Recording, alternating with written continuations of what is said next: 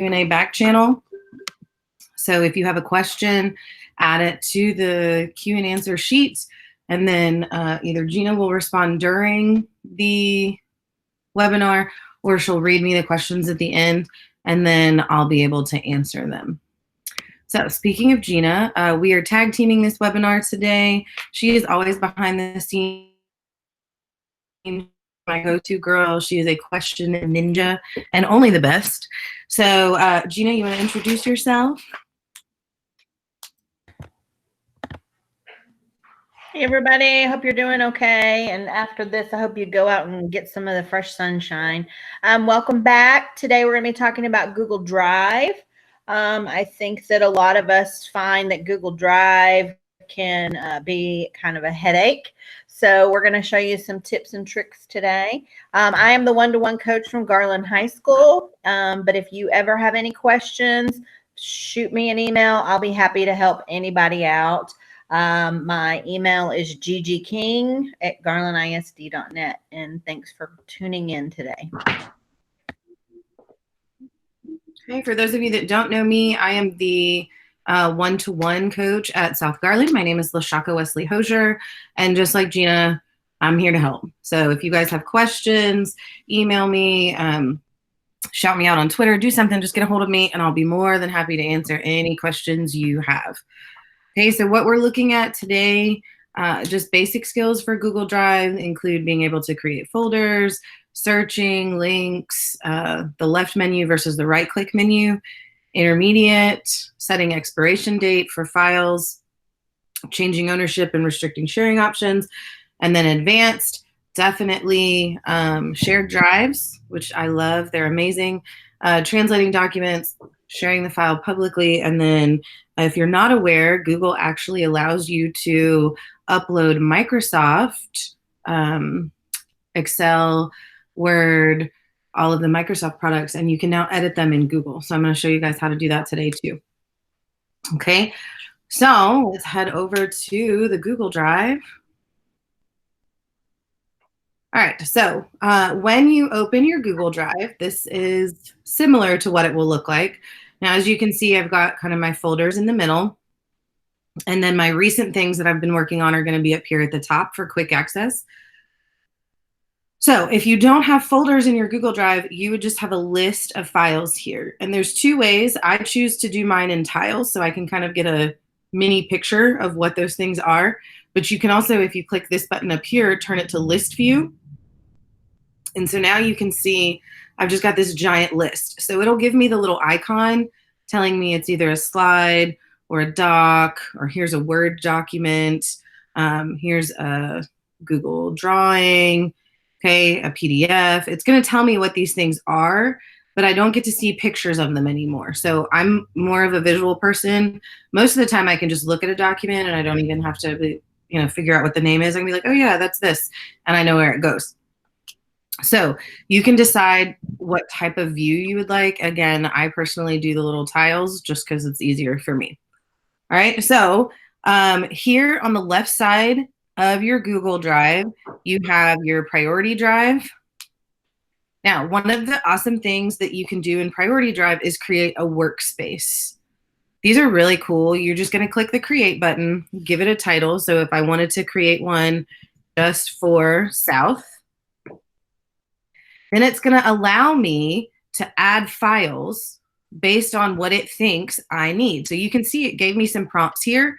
So most of the things that it's going to pull are things with the same name, but I'll go ahead and put this virtual schedule in there, and you're just going to hit add selected file. So then I can go through the rest of my drive by clicking add files, and it'll pull up anything that I want. And I'm not actually moving it to this workspace. I'm just creating a shortcut for it so that I have all of my like files grouped together. Okay, so if I wanted to include all of my remote learning things for South kind of in the same workspace, so to speak, then I could go through and pick whatever file I wanted. Okay, Google Forms, Google Sheets, Google Slides, and just click on it. And then the little button comes up here to insert. I'm going to click insert, And now that same file is there. So as you can see, there's a 25 file limit. Again, you're not actually moving the files. You're just creating a workspace. It's kind of like organizing your desk. So you would put all of, period 1 together, all of period 2 together. So here I've just put all of my South stuff together, all of the Sign Me Up stuff together. So this is webinars, things that Gina and I are doing together. Okay, so that's one of the things that's newer. And again, that's going to be in your priority drive. So anything that you work on frequently or that is priority for you, okay, you can just click this open button. It'll pull it right up, or you can create a workspace. And then you can hide workspaces as well. I don't have any, but if you wanted to, you could hide them. Okay, so that's priority. If you click on My Drive, it's going to take you back to this Drive page. So if I click my little caret here, it's going to give me all of my folders. And then within each folder, I could create a subfolder. So I don't know if any of these have subfolders, but okay, here, I know One-to-One does. Okay, so in my One-to-One folder, I've got all of these subfolders. So I'm kind of drilling in to exactly what file I want to start creating documents or slides in. You can see I've also got my classes taught here. So any class that I've ever taught or things that I need are going to be in here as well. Okay, so let me find the caret for that and bring it back up. Now here are my shared drives. Now I have a lot of shared drives. I don't know if anyone else has shared drives that are this high in number, but if you click on your shared drives, these are drives that you are collaborating on with other people. So whatever you put into this drive, you guys will all have access to. So if it's, you can see that I can do it with just 2 people. I can do it with 55 people. The number is irrelevant. What matters is that you have the option to put files in here that you're working on without having to email them back and forth. So you can see most of these are department drives. So this is US History, this is World Geography, here's one for IGC, I've got the BSA, I've got the history one. So whatever I put in here, I'm going to be able to see. So here's the drive that Gina and I share together for all of our webinars and things. So we've got subfolders in here, and we're just kind of organizing everything that we're doing into files. And so now I can access them, Gina can access them, but we don't have to email each other back and forth. Okay, so that's shared drives, and I'm going to show you guys how to create a shared drive and share them. And then you see the shared with me file. This is literally files that people are saying, hey, I've given you access to see this, but you don't necessarily need to mess with it. Okay, so all of these folders, these are not folders that I created. These are folders that someone else has shared with me, which you can see there's a lot of folders. Okay, and then there's individual files. So you're not really going to touch this. Don't try and organize this, because if they've shared it with you and they've given you editing rights and access to it and you delete it, it might delete it on their end, and then you've messed them up because they can't find it anymore. So the shared with me drive is a place to find files that are literally shared with you, but I wouldn't worry about organizing this again, because you can mess up someone else's drive unintentionally. Here's your recent files. This is literally the things that you've opened today, yesterday, earlier this week. Just so if you don't remember what it's called or where you put it and you think, God, I was working on that Tuesday, you can scroll through and kind of see if it's things that you have quick access to.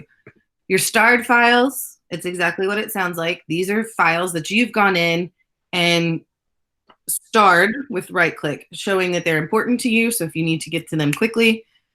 Your trash, literally what it sounds like. Just put things in the trash. And then your storage, it's going to tell you how much storage you're using. So if I go back to my drive and I right click on an item, it's going to bring up a separate menu. So I can preview it. That's literally just going to show me what it looks like. I can open it, and because it's a Google Slides file, it's going to default to slides. I can share it. So sharing is me literally sending it to another person. Okay.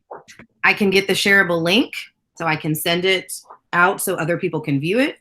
I can add it to a specific workspace that I've created. I can create a new one if I want to. I can have it tell me where I put it. So if I don't know where I put it, it's going to say, hey, you put it in this file. So you need to make sure you know how to get there. So it took me right to the Sign Me Up folder and then the webinar subfolder. I can add it to the starred section. So if I think, wow, this is really important, I need to put a star by this, I can do that. I can rename it, which I like the name, so I'm not going to do that. Okay, I can view the details. And I can also look at activity. So if I want to see who the last person that made a change was, it was Gina today at 12:54. Okay, she edited something at 10:25. Now, it's not going to necessarily tell me exactly what she did, but obviously if it's something we're collaborating on, I can look and say, oh yeah, I remember she did this because I left her a comment or whatever. Okay, so it's going to give me the activity of who did what when, and then it's going to give me the details of the file, how much it's using, where it's at, who created it, last person to modify it, the last time I opened it, when it was originally created, and then I can add a description. So if I wanted to put in here collab slides with G King for webinar. Now it's going to give me a little mental note about this particular file. Now this one is pretty self-explanatory, but if you've got an essay or something that you're working on and it's your first draft, your third draft, your final copy, whatever, put the notes in there so you can keep track of what's going on. This is also going to help when you search. So when we do the advanced search, it's going to check these descriptions. So if I look for something specifically for the word king, it's going to pull this up because I typed Gina's last name in there. Let's see, right click. So then after rename, I can make a copy of it. So this is like Gina and I have shared this together and I want to make a copy so I can edit it without affecting the original copy. I can download it and then see how it says delete for everyone. Because this is in a shared drive, if I delete this, that means I lose access and Gina's going to lose access. So I don't want that to happen. So be careful when you see the words delete for everyone, because that means that it's going to be gone for literally everyone with access to the file, and you might not want to delete it for their end. Okay, looking up at the settings. So we're going to go up to this cog wheel, and I'm going to go to settings. I've got my general settings, so I can see my storage detail and look at the items that are taking up the most space. Here, where it says convert uploads. This is something you want to keep checked. So it says convert uploaded files to Google Docs editor format. So that means if I upload a Microsoft Word document, it's going to automatically open it in the Google Docs editor format for me, so I can go ahead and make changes. I can set a specific language. Here, keeping items offline. So if I do this, that means I no longer have to be connected to the internet to work on specific items. It's kind of like keeping them in two places. It'll keep them in the cloud for my Google Drive, but then it will also store them on my computer so I can do two things. You know, they're in two places and I can work offline. The density, it's just like the email. I can make it comfortable so things are a little more spaced out. I can make it cozy, or I can make it compact where there's a lot of items jammed into a tiny space. So I like mine at cozy. Suggestions, these are things that I'm going to ask Google to do for me so that I can kind of be more effective while I'm working. Here's my notifications. So I just want emails, but you can set it to just give you little notes in your browser. So that means a little pop-up would pop up either here or down here, and it'll say, hey, Gigi King edited this or whatever. And then manage apps just lets me know which ones I have given access to in addition to my Google Drive. So when you add something like Pear Deck or Edpuzzle or whatever, and the permissions come up and you click allow, this is all that's asking. So these are all of the things that I've given permission to within my drive. All right, so let's look at the search feature. So if you're looking for a specific file and you know the name, great. You can just type it in. So you can see earlier I did a search for Flipgrid. I typed in Flipgrid, and then here, everything that has the word Flipgrid in it, somewhere on the page, is going to come up. So then I can say, oh yeah, that's what I was looking for. Okay, but let's say I'm doing a search and I know that it's a specific file. Like I'm looking only for slides. If I click under type, I can filter it by type of file. So if I click on presentations and leave it as the owner is anyone, then it will only bring up presentations with the word Flipgrid. So if I think, man, I know that was a slides presentation, but I just don't remember where I put it, I can search specifically for slides. I can look anywhere. So if I know it's in a specific thing, like, oh, it's on a shared drive with, me and Sheena, then I can click that. If I know that I've modified it in the last week, I can do that. Here it has the word Flipgrids. If I know I shared it with a specific person, so let's say, oh yeah, I know I shared this with Gina, and I know I've worked on it in the past week, and I know it's a slide presentation. So it's going to drill down and it's going to look and say, nope, there's nothing you've worked on. Okay. So you need to make sure that when you're searching, if you don't know what it is, that you use that advanced feature. So I just clicked on the caret to get to that, but I can also access it from just the pull down menu, and it'll give me the same thing, which is really nice if you know those specific details, but you can't remember what something is called. Okay, uploading files. So when I'm in my drive and I go to upload a file, if I just leave it on my drive screen, it's going to upload it just generically in my drive. But if I know that I want it to go to a specific folder, so let's say I've got something for Memorial, and here, this is all I have in my drive, but I know I want to upload something specifically to the Memorial folder. You need to make sure that you open that folder. Otherwise, it's just going to go to your drive and you're going to have to sort it later. So open the folder where you know you want to upload that file, and then just do file upload. So you can see here are my downloaded files, and here are my documents. I don't have a lot on this, but let's say I just want to put this screenshot in here. So then I'm going to open it. It's going to upload that this is a picture. And then once it's uploaded, it's going to be in this specific file.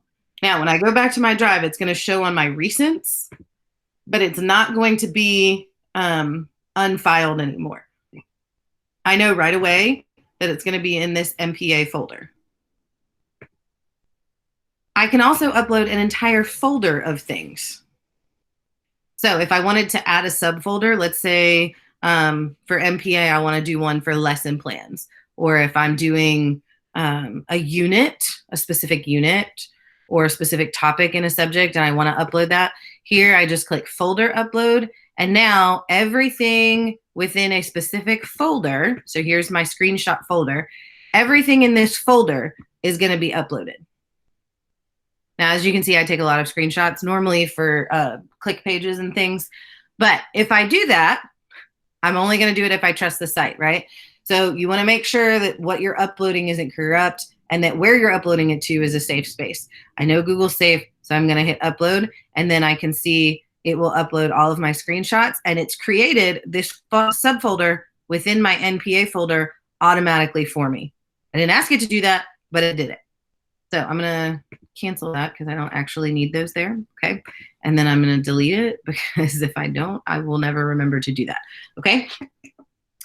So you can upload individual files, you can upload individual folders, or if I know like, wow, I want to create a document, but I want it to be housed in the MPA folder, from that specific folder, I'm going to open a new document. So I would just click new and then open whatever I wanted to. If it's a doc, a sheet, a slide, or I can go down to the more menu and all of my paired things are there as well. So now, because I've opened it within this MPA folder, this is where it lives. So if you just open something within your drive, then it will just live in your drive. But if you want to put it in a specific folder, make sure you're in that folder when you do it. And now when I refresh this page, now this document will be there along with the picture I uploaded and then the original file that was there. Okay, and it's going to sort them alphabetically for you automatically. Now, if I wanted to do a subfolder within this one, I would just click new folder, and then I would type in emails. Now this subfolder is up at the top. Master folder. Okay, so Within the folder, if I right click on the folder, it's going to give me a different menu than the one we had before on documents. So I can share just this folder. So I don't necessarily need to share everything in my MPA folder, but I can share just this email folder with one specific person. I can rename it, I can move it, I can do whatever. But what I like to do just to keep myself better organized is to color code things. So if I know that my Outlook, I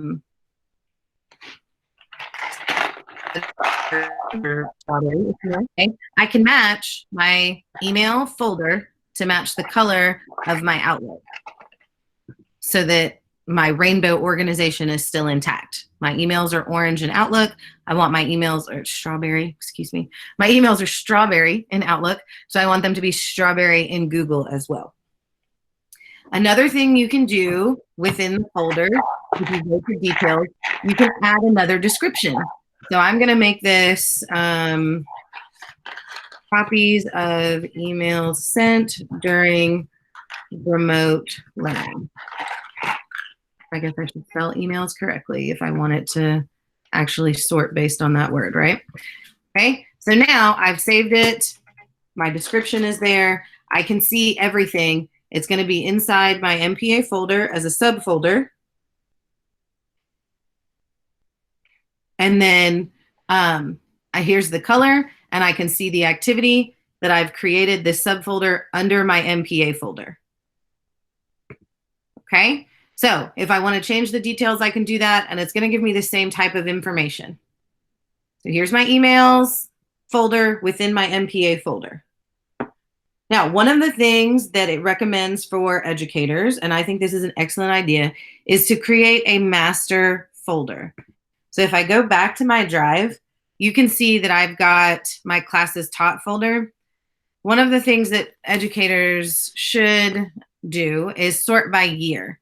So if you know that you are, you taught a specific subject one year, but not the next, if you created a master folder in your drive, so if I did SGHS 2019 to 2020. Well, okay. So there's my folder, and obviously I missed a 0 in 2020, but you get the point. So now everything that I wanted to do, or everything that I've done in this year, I could just put in that master folder. So like here's Black History Month, 1920. If I put that there, and all I did was just click it until it turns blue and then drag it. Okay, but I'm not going to drag that one because I need to find it later. But I can click it and drag it, and now if I go to that master folder, I've got this folder. That's the only one that's in there, but I would have folders, subfolders within that folder. So it might be good practice for you to start this year, or even if you have lesson plans from last year that maybe you taught a different subject. Like last year, I was teaching world geography. So then my folder for 2018, 2019 would only contain geography stuff. So that would be my master folder. And then I would know, oh, you want a geography resource? It's going to be in my 18-19 folder because that's the last year I taught the subject. One of the other tricks to organizing your drive is to use numbers instead of the words. So you can see here, I've got 1-to-1. That one's going to be at the top because it's a number instead of a letter. So had I just typed the word 1, it would be down here at the bottom because it started with the letter O. You can see here with Ditch Summit, I included the hashtag. So the hashtag or any other image, because it's not a number and it's not alphabetical, is going to automatically put it at the top. So here's the Ditch Summit folder. It's green, and then I know these are rainbow organized. So then each person that did a presentation at the Ditch Summit has their own colorful folder. And then within each folder are all of the documents from that presentation. So here's my certificate of completion, and here are the notes from theirs. And it's like that for every person. So if I go back to my Ditch Summit folder, then I've got one from Jamie Donnelly. Same kind of setup. So you can see that I kept the naming convention the same. I always did their first name, their last name. If it was 2 people, okay, this is a mother and son, so they have the same last name. This was 2 people, so they've got an ampersand there. And then this was 3 people, but I always did first name, last name. And then inside I've got my certificate and then their notes. However you choose, whatever naming convention you have, that's what you should stick with every time. So all of my folders are going to look the same. They all have an individual color just for my appeasement and organization. So everything for Austin would be purple. Everything for Jamie would be orange. Everything for Jan would be green. It's more of a teal, but you get the point. Similar naming conventions. Now, as you can see in my drive, I've got for Pear Deck, I've got a little picture of a pear and then the word deck. Okay. Picture of a pear and then the word deck. So you might be thinking, well, how did you do that? Okay. So if I add a new folder, as I'm typing, so let's say I wanted to put in a picture of a bear. Because I have a Mac, if I right click, it brings up emojis and symbols. So then I can go through and look and say, oh, here, let me find a picture of a bear. Okay. And it puts it in for me. So now I know I've got the bear and then I'm going to put essentials. And now within that, you can see, even though the word essentials is there, that picture of the bear is going to supersede the rest of the alphabet, and it's going to put that one up front. If you don't have a Mac that automatically includes the emojis or symbols on your keyboard, you can download a Chrome extension, emoji for Chrome, and that can help kind of organize your thoughts as well. Again, it's completely up to you. I knew for classes taught that I wanted some books there instead of the word classes.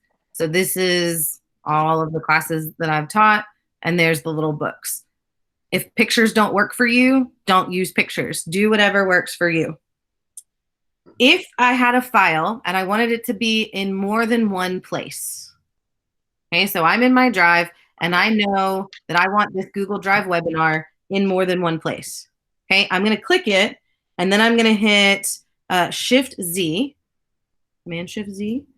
No, don't redo, Shift Z. Don't do this to me. I can put it in 2 places without moving it from the original location by using the shortcut Shift Z. So then I would just tell it where I wanted it to go so that it could be in Gina's drive, like in our shared drive, and then it could also be in my drive by itself. What else? Oh, sharing settings. This is super duper important. Okay, when you send someone a link, you need to make sure that you have your link sharing turned on. Okay, so here, if I click share, it gives me the menu to share it with a specific person. So if I type in, it's already shared with Gina. So let me type in someone else. If I type in Mr. Guzman, okay, here, I don't want him to be able to edit this file. I just want him to be able to look at this file. Okay, this means I'm sending it to him directly. So he's going to get an email from Google that says, LaShaka Wesley Hoosier shared this file with you. He doesn't know necessarily what permissions he has. He will when he opens it because it'll say view only. Or I can just skip sending the email notification and he won't do that. So I can see that. If I think, wow, I don't remember who I shared this with already, I can click on who has access. So I can see that everyone in the Sign Me Up drive has access. But see how it says link sharing off?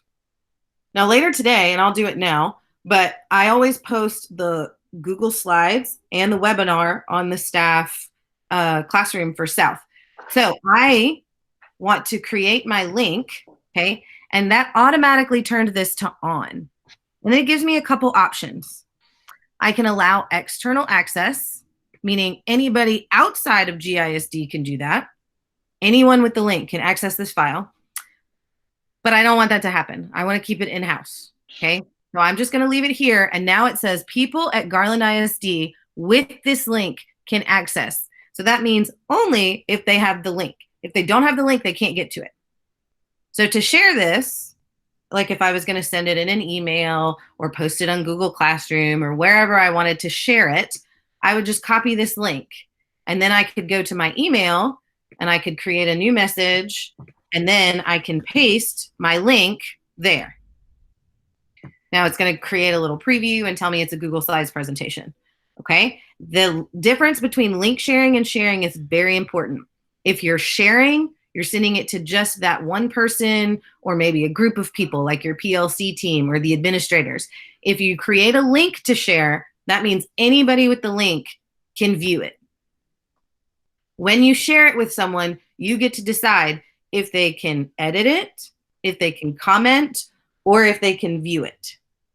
Now, let's say that I want Mr. Guzman to see this. Okay, I have to go back to my drive. Here we go. Okay.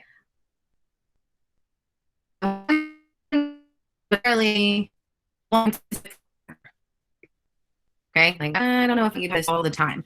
I want you to have it, but only for a little while. Okay, so then I can click and it will, let me open it here, sharing. Okay, so it's going to bring up, no, give me the other menu, the old menu. Stop. Okay. I'll try it in a Google Doc. Share. There's two different menus. Okay, so see what it says advanced down here, which is what I was looking on the other one. And it says private only I can access. So I can change this in the link sharing and turn it on this way. Or I can go and I can say, okay, I want Mr. Guzman to be able to edit this. Okay. But when he edits it, and I'm going to send that to him and he'll get his little email. Okay, see how this clock popped up? I can set an expiration. So I can give it to him for a week. I can give it to him for 30 days, or I can give him a custom date. So today is Thursday, April 16th. So I can set and say, okay, you need to make all your changes within the next day. Otherwise, you don't have access to this anymore, right? So he can comment on it for the next 24 hours. I can also change some of these settings. So let's say that I'm going to leave his the way it is, and I'm going to save that. Okay, so now it says he can only make comments or suggestions. He's not going to be able to change anything, and he only has access to it until tomorrow. So now I'm going to give Gina a different level of access. I'm going to allow her to edit this. Okay, but I don't want her to be able to send it to new people, and I don't want her to change the access for me or anyone else. Then I can also make this happen. So let's say I've written a paper, okay, but I don't want Mr. Guzman to take my paper. Not that he ever would, but if you're worried about people having access to your ideas and original things, you can set this up, even your students, because they don't always need to copy your things, right? I can disable these options. So that means that as a commenter, Mr. Guzman cannot make a copy of this, he cannot print it, and he cannot download it. The only thing he can do is make a comment. And because I've set this expiration, he can only do the comment for the next 24 hours. So you can really lock down who has access and how much access they have. You just have to change it and then hit save changes. Okay. So again, if I hit here, anyone with the link, it's going to override everything I've already done. But I'm going to leave it to specific people can access, and here are their access things. And that's all I want them to do. Now, if I give ownership to Gina, okay, now Gina's the owner of this, and I'm just an editor. So it's no longer mine. It's now Gina's. And as you can see, I can't go in and change that. Once I gave her ownership, she's in charge. I'm clicking, and nothing is happening. I can't open any of these windows. Now, I can go back up to mine, and I can make myself an editor or the owner again. And now Gina's just an editor, but you can only have one owner of a particular document. Force copying. So let's say, and I know you guys have seen it, I've got this document and I want people to get it, but I want them to be able to make their own copy. So all you have to do is change the word edit to the word copy. So then when I go to here and I put it in that new, see how that changed it to copy document? So if I'm sharing something with somebody and I want them to have their own copy, all I'm going to do is change the word edit in my link, and I get my link directly from up here, okay, to the word copy. And now every time anyone has that link and they click on it, it's going to bring up this force copy. And this is really important if you don't want people to mess with your original, but you do want them to have a copy of it. Then they can make all the changes they want, because when they make a copy of it, it creates a copy in their drive, not in your drive. And it's not, whatever they do to theirs is not going to affect yours. Okay, so again, all I did there was change the word edit to the word copy. So I'm going to leave that one there. The other thing that you can do is publish this to the web. So see how it says publish to web? So let me type just some letters so you can kind of see what it looks like. No, don't do that. Okay, so I've got my letters here. Here's lots of pretty essays, papers, all kinds of pictures. It's beautiful, right? So now if I click publish to web, I can publish it using a link, or I can embed it. So if I was going to put it on a site or do something like that, either way. So I'm going to use the link and I'm going to click publish. It's going to say, are you sure? Yes, I'm sure. Okay. So now I've got this link. So I'm going to copy this link, and then I'm going to go over here and I'm going to show you guys what it looks like as a published link. So here, this is my published link. Okay. It doesn't give them any of the options that I would traditionally have in Google Docs. Okay, so I can go in and I can stop publishing it, or if I want to make sure that only GISD people are doing it, I can require them to sign in with their GISD account. One of the things you want to make sure is checked is that it automatically republishes when changes are made. So it's going to be on a slight delay, but that means anytime I make a change to my original document, the published version is then going to reflect that same change. It's updated automatically every 5 minutes. Okay. So here, this lets people read or see or do whatever to a particular document. So if I've got something I want to share with the whole school and I want it to be updated and I don't want them to have to log into their Google Drive, I can publish it to the web and now everyone can see it. One of the other things that's really important, if I have this folder within my shared drive with Gina, okay? So I'm going to go down and I've got my shared drive here. Anything that I put in a folder in this drive is going to take on the same permission settings as that folder. So in this folder, I know, okay, that Gina and I can both see it. So anything I put in this folder, Gina's going to be able to see, and I'm going to be able to see. So if there's somebody on your campus that you share stuff with all the time and you don't want to set permissions every single time, like, oh my gosh, I'm tired of typing in Gigi King to share things with her, right? If I go to my drive and I create a new folder and I put in Gina's stuff, okay, and then in that folder, I do my settings and I share it and I say, Gina can edit. Everything I put in this folder for Gina, Gina is going to be able to edit without me having to type that in every time.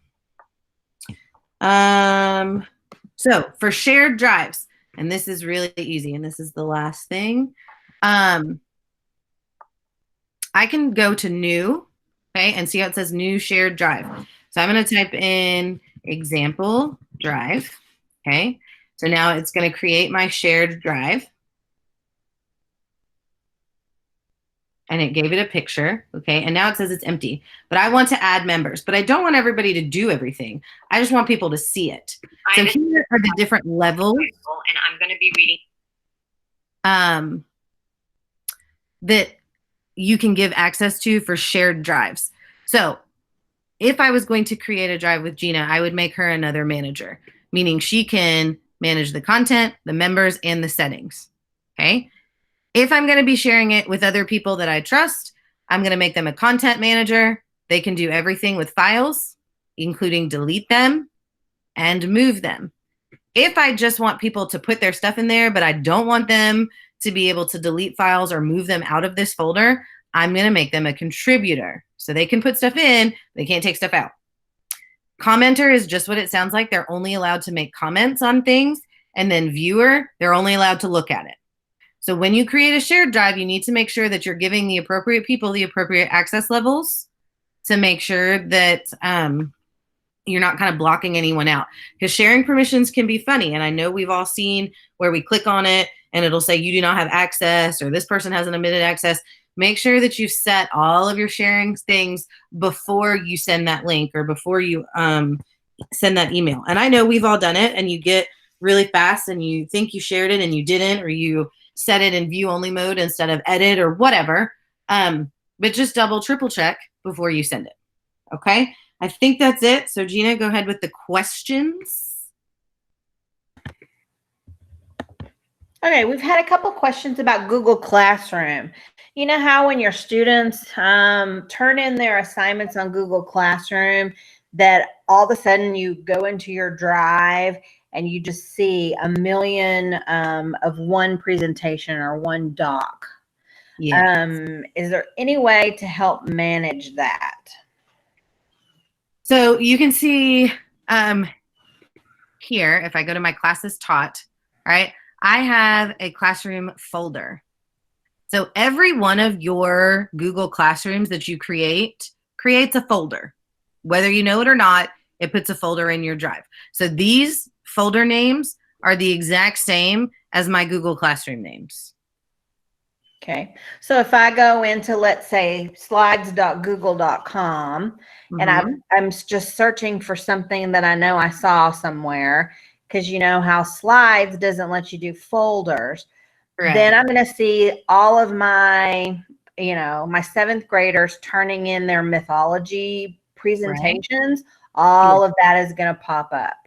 Correct. There's really nothing I can do about that within the actual tool, Slides or Docs. Correct. So you can see here, I'm in Slides, right? And I can see my Forms webinar, my Google Classroom webinar. I can see the other webinars. And then if I go to earlier, there's all these tardy detention notices.